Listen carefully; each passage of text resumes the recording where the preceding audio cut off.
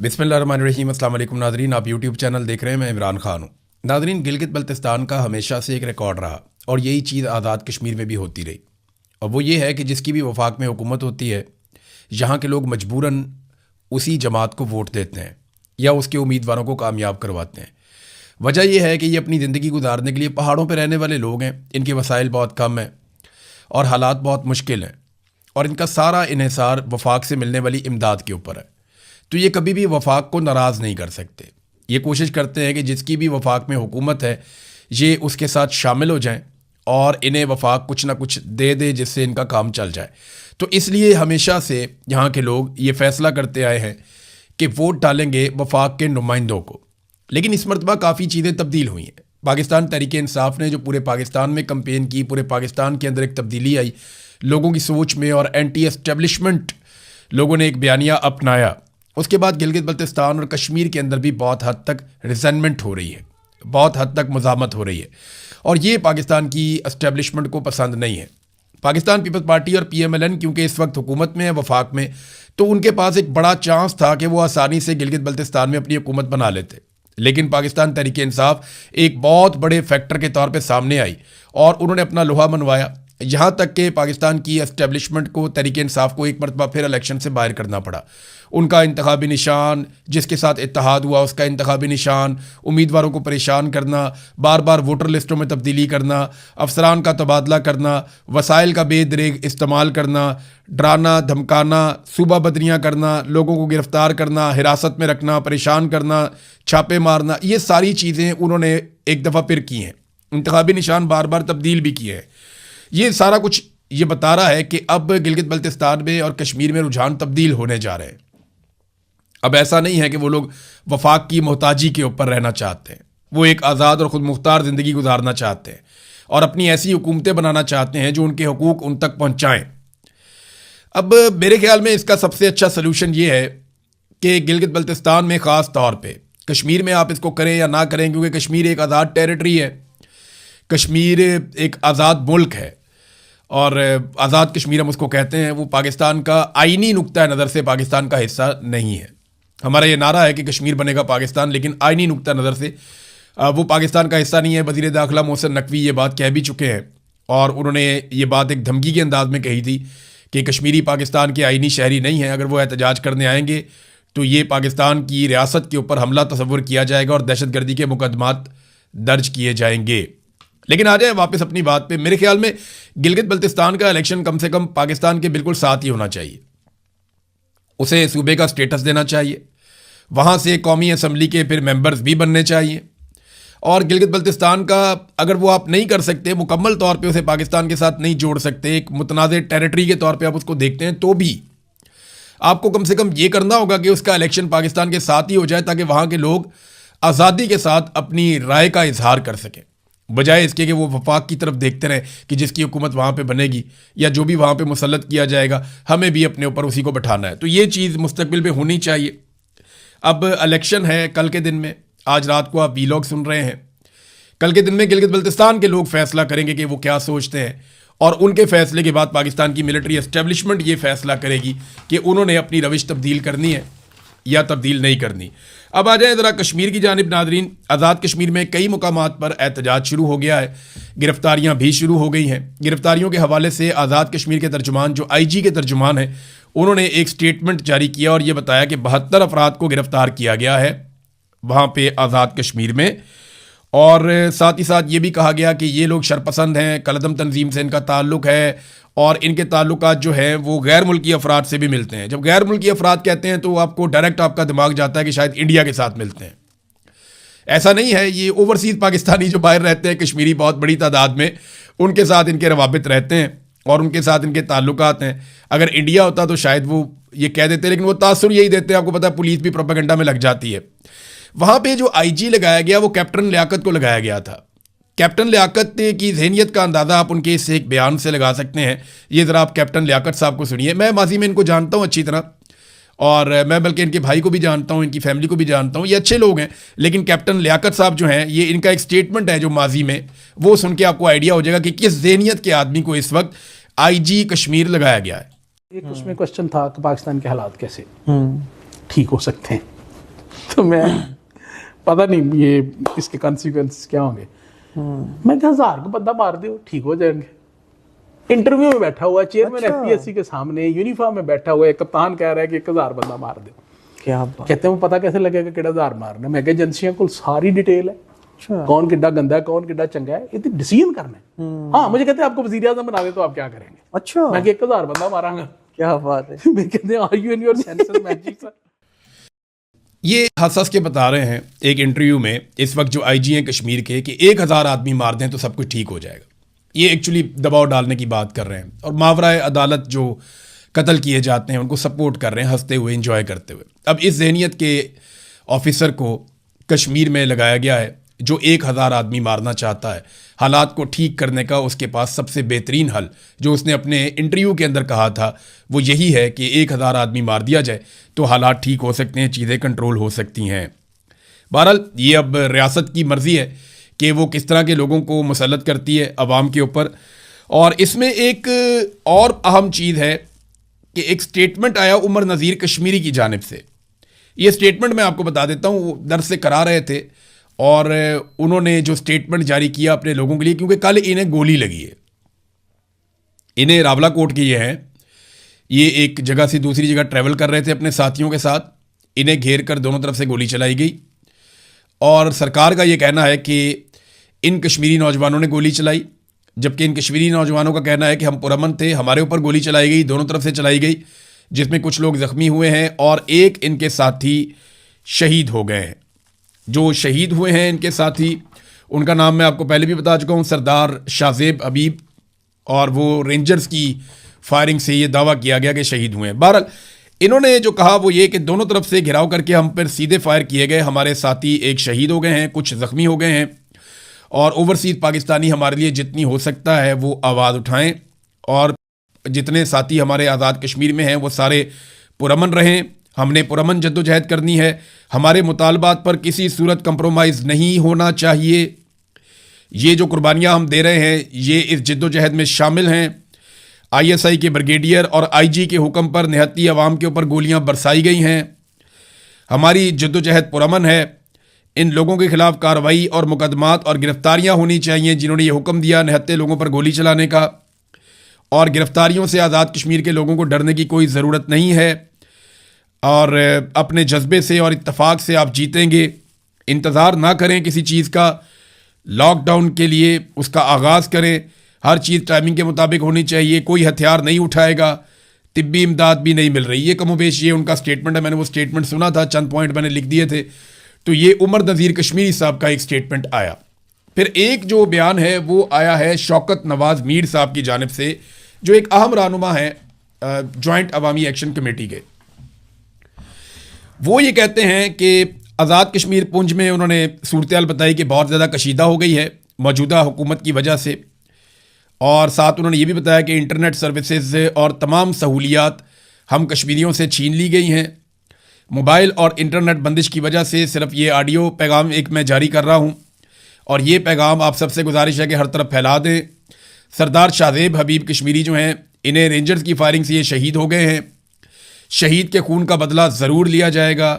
मज़ालिम की वजह से हम अपनी जद्दोजहद से पीछे नहीं हटेंगे। हमारी जद्दोजहद पुरअमन और बुनियादी हकूक़ के लिए है, और हम पे गोली चलाई गई है। ये अक़वाम मुत्तहिदा के चार्टर की खिलाफ वर्जी की गई, जिसके मुताबिक बुनियादी अपने हकूक़ के लिए हम अपना हक़ इस्तेमाल करते हुए, ये हमारा बुनियादी हक़ है कि हम पुरअमन एहतजाज कर सकें अपने बुनियादी हकूक़ के लिए। तो हम पे गोली चलाई गई, ये अक़वाम मुत्तहिदा के चार्टर की भी खिलाफ वर्जी है, और ये हमारे हकूक़ की संगीन खिलाफ वर्जी है। ये जनाब शौकत नवाज़ मीर साहब का स्टेटमेंट है। तो कश्मीर की सूरत-ए-हाल नाज़रीन आपके सामने है। छापे गिरफ्तारियां जारी हैं। एक जगह पे वीडियो आई, वहाँ पे कुछ रहनुमाओं को गिरफ्तार करने की कोशिश की गई तो आवाम बहुत बड़ी तादाद में पहुँच गई और उन्होंने अपने लोगों को छुड़वा लिया। ये है नाज़रीन कश्मीर की सूरत-ए-हाल जो बिगड़ती चली जा रही है। गिलगित बल्तिस्तान में इलेक्शन है और कल उसके नताइज आना शुरू होंगे तो हमें पता चलेगा कि वहाँ पे आवाम के साथ क्या किया गया। तो जमहूरियत तो नाज़रीन पाकिस्तान में आखिरी सांसें ले रही है, और जो पाकिस्तान में मुसल्लत रजीम है वो पाकिस्तानियों के लिए एक मुसीबत बना हुआ है। ये पाकिस्तान के वफाकी इदारे शुमारियात की जो कल की रिपोर्ट है वो ज़रा आप देख लीजिए। अच्छा, ये रिपोर्ट पाकिस्तान के वफाकी इदारा शुमारियात की अपनी रिपोर्ट है। ये रिपोर्ट ऐसा नहीं है कि किसी और ने बना दी है। और देखें, जब पाकिस्तान का अपना सरकारी इदारा रिपोर्ट बनाएगा तो वो कम से कम ये तो कोशिश करेगा कि हुकूमत को कोई फेस सेविंग मिल जाए। फेस सेविंग के बावजूद जो उन्होंने आदादोशुमार जमा करवाए, वो आदादोशुमार क्या बताते हैं कि एक साल में, पिछले बजट से लेकर इस बजट तक, इस एक साल में शहबाज शरीफ और आसिम मुनीर साहब के रिजीम ने पाकिस्तानियों के ऊपर कितना बोझ डाला। सिर्फ चंद चीज़ों का मैं जिक्र करूंगा। ये वफाकी इदारा शुमारियात का डाटा है। वो कहते हैं जी आटे की कीमत में 60% इजाफा हो गया, यानी जितने का आटा था उसमें 60% इजाफा हो गया। आज आटा 3,000 रुपए के आसपास मिलता है, 20 किलो का थैला। बाद 2800 का, 3,000 का, ये उसका रेट चल रहा है। कई जगह पे ज़्यादा, कई जगह पे कम। लेकिन इमरान खान साहब के दौर में ये 1100 रुपए का था और कहा जाता था बहुत महंगा, बहुत महंगा। आज दुगने से भी ज़्यादा, 3 गुना के करीब कीमत पहुंचने वाली। बहरहाल, ये आटे की कीमत 60% एक साल में मजीद इजाफा हुआ है। बिजली की कीमत में जो इजाफा किया गया इस एक साल में, वो भी 60% है। एलपीजी की कीमत में जो इजाफा किया गया इस एक साल में, वो 57% से ज़्यादा है। पेट्रोल की कीमत में जो इजाफा किया गया इस एक साल में, वो 50% के करीब है, उससे ज़्यादा है। डीजल भी 50% के करीब इजाफा किया गया। ये नाजरीन कीमतों में इजाफा हुआ है गुज़िश्ता एक साल में पाकिस्तान में चीज़ों में, और बहुत सारी और चीज़ें हैं जिनमें इजाफा हो गया, और ये वफाकी इदारा शुमारियात की रिपोर्ट है। अब नाजरीन, पेट्रोलियम मसनूआत के ऊपर लेवी में मजीद इजाफा कर दिया, यानी पेट्रोल की लेवी को फिर से बढ़ा दिया गया पाकिस्तान में। और जो अब लेवी बढ़ाई गई है, इसके बाद जो पाकिस्तान में पेट्रोल की कीमत के ऊपर सिर्फ लेवी वसूल की जा रही है, वो 116 रुपए फी लीटर से जायद है। 116 रुपए फी लीटर से जायद सिर्फ लेवी वसूल की जा रही है। इसके साथ आप बाकी सारे टैक्सेस शामिल कर दें तो यहाँ पे पेट्रोल की 1 लीटर की कीमत जो इमरान खान साहब के दौर में थी, ये सिर्फ उतने टैक्सेस ले रहे हैं या उसके आसपास सिर्फ टैक्सेस ले रहे हैं पेट्रोल के ऊपर।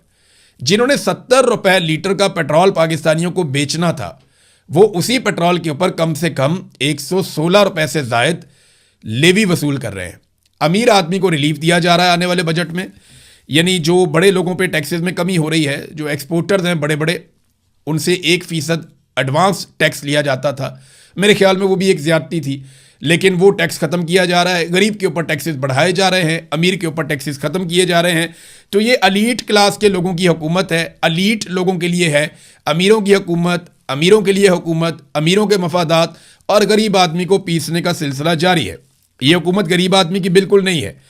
यानी आप अंदाज़ा करें कि पेट्रोलियम लेवी में मजीद इजाफा कर दिया है। और जब ये कमी करते हैं ना पेट्रोल की कीमत में, तो बड़ी बड़ी खबरें लगवाते हैं, 2-3 रुपए 4 रुपए कमी करते हैं, 5 रुपए कमी करते हैं। लेकिन जब इजाफा करते हैं पेट्रोलियम मसनूआत की कीमतों में, तो 50 रुपए 100 रुपए का इजाफा करते हैं। आलमी मंडी में पेट्रोलियम मसनूआत की कीमतें नीचे आने के बावजूद पाकिस्तानियों को वो रिलीफ नहीं दिया गया जो मिलना चाहिए था। दुनिया के किसी मुल्क में पेट्रोलियम मसनूआत की कीमतें इस तरह नहीं बढ़ाई गई। पाकिस्तान की हुकूमत ने ईरान और अमेरिका के बीच में होने वाली जंग को भी इस्तेमाल किया अपने मफाद के लिए, और उन्होंने पेट्रोल के ऊपर अजीबोगरीब किस्म के टैक्सेस लगाकर अवाम की जेबें काटी और बहाना बनाया कि जनाब पड़ोस में एक जंग हो रही है। तो ये तो इंडिया के लिए भी हो रही है, बांग्लादेश के लिए भी हो रही है, श्रीलंका के लिए भी हो रही है, अफगानिस्तान के लिए भी हो रही है, बाकी जितने ममालिक हैं अफ्रीकी, उन सब के लिए जंग हो रही है। अकेले पाकिस्तान के लिए तो नहीं हो रही, चाइना के लिए भी ये जंग हो रही है। लेकिन दुनिया के किसी मुल्क ने अपनी आवाम के साथ इतना जुल्म नहीं किया, इतने टैक्सेस नहीं लगाए जंग के नाम पे, जितने पाकिस्तानी हुकूमत ने लगा दिए। और ये डाटा के साथ मैं आपको बता रहा हूँ, ये ऐसा नहीं है कि मैं हवा में बात कर रहा हूँ, ये डाटा के साथ मैं आपको बता रहा हूँ। नाजरीन, बड़े लोगों के लिए मैं आपको बता रहा था ना बजट है, तो जजों के लिए यानी जो आईनी अदालत के जज हैं या दूसरे जजेस हैं, इनके लिए बड़ी मुराहत रखी गई हैं। सुप्रीम कोर्ट के लिए 80 करोड़ रुपए से जायद के उनकी रिहाइशों की तज़ीन व आराइश और उनकी तामीर के ऊपर पैसा लगाया जाएगा। ये बजट रखा जा रहा है। बाद में आपको पता है जैसे जैसे ज़रूरत पड़ेगी, जज जैसे जैसे काम आएंगे, उनके बजट के अंदर इजाफा भी होता चला जाएगा, और जितना वो चाहेंगे उतना उनको पैसा मिलेगा। और जो बजट बनाने वाली वजारतें हैं, ये एक बड़ी अजीबोगरीब खबर है नाज़रीन, मैं आपको देता हूँ, और ये सिलसिला भी पुराना है, इसको रुकना चाहिए। जो बजट की तैयारी में जितनी भी वजारतें काम करती हैं, उन वजारतों के मुलाजमीन को 6 माह तक की तनख्वाहें इजाफी मिलेंगी। अब ये एक सवाल पैदा होता है कि ये क्यों किया जाता है। ये एजाज़िया दर्जन से ज़ायद वजारतों के मुलाजमीन को पहले मिलता था मोहम्मद ज़ीशान अवान साहब के मुताबिक, और अब वजारत कानून और इंसाफ, कॉमर्स डिवीज़न और AGPR को भी इसमें शामिल कर लिया गया है। सवाल ये पैदा होता है कि क्या इन मुलाजमीन को तनख्वाहें नहीं मिलती? क्या ये इन मुलाजमीन का ऑफिशियल काम नहीं है? जब आप इनसे बजट तैयार करवाते हैं तो आप 6 माह जितनी तनख्वाहें इनको क्यों देते हैं?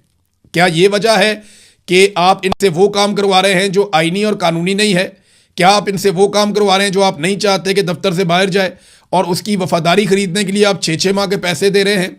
तो सवालात तो उठेंगे। जब आप ऐसी हरकतें करेंगे तो इन हरकतों पर सवालात तो उठेंगे। एक और नादरीन डाटा है और द इकोनॉमिस्ट की रिपोर्ट है पाकिस्तान के हवाले से, अफसोसनाक रिपोर्ट है लेकिन आपके सामने मैं पेश करता हूं। Militant violence in Pakistan is the worst it has been in a decade. पिछले 10 साल में पाकिस्तान में इतनी दहशतगर्दी कभी भी नहीं हुई जितनी दहशतगर्दी इस वक्त पाकिस्तान में है। ये द इकोनॉमिस्ट ने पाकिस्तान के हवाले से डाटा जारी किया। उन्होंने लिखा आसिम मुनीर पाकिस्तान का मिलिट्री चीफ है और बाहर तो वो बड़ा काम दिखा रहे हैं, लेकिन पाकिस्तान के अंदर जो मिलिटेंट वायलेंस है वो बदतरीन शक्ल इख्तियार कर चुका है पिछली 1 दहाई में। अब ये ज़रा आप चार्ट देख लें जो जारी किया गया द इकोनॉमिस्ट की जानिब से। ये देखें जनाब, ये चार्ट है। 2017 में दहशतगर्दी के वाक़यात ज़्यादा थे और उसमें ज़्यादा लोग शहीद हुए थे, इंसिडेंट भी ज़्यादा हुए थे, इंजरीज भी ज़्यादा हुई थी, शहादतें भी ज़्यादा हुई थी। लेकिन फिर आप ये देखें कि 2018, 19, 20, 21, 22 ये जब इमरान खान साहब की हुकूमत आई तो दहशतगर्दी नीचे जाना शुरू हो गई।